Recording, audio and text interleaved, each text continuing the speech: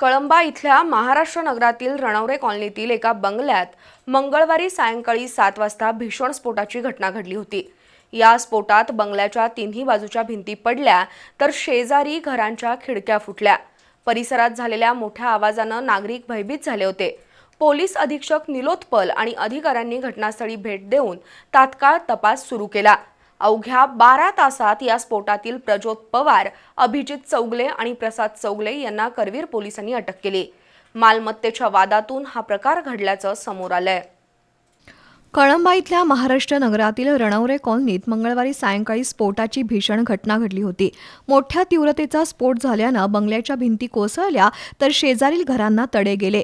नागरिकांनी घटनास्थळी धाव घेऊन या स्फोटाची माहिती करवीर पोलीस आणि अग्निशमक दलाला दिली होती। पोलीस अधीक्षक निलोत्पल, स्थानिक गुन्हे अन्वेषण शाखेचे निरीक्षक सुशांत चव्हाण, सहाय्यक पोलीस निरीक्षक सागर वाघ यांनी घटनास्थळी भेट दिली।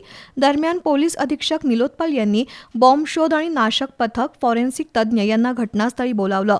अग्निशामक दलानं घटनास्थळी मदत कार्य केलं।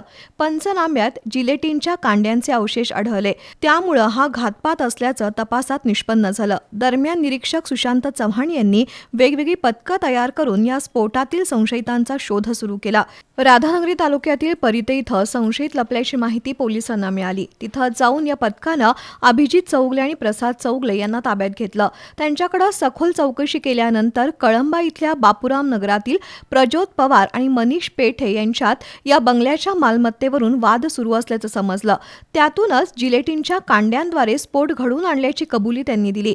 या प्रकरणी प्रज्योत पवारलाही अटक करण्यात आली आहे।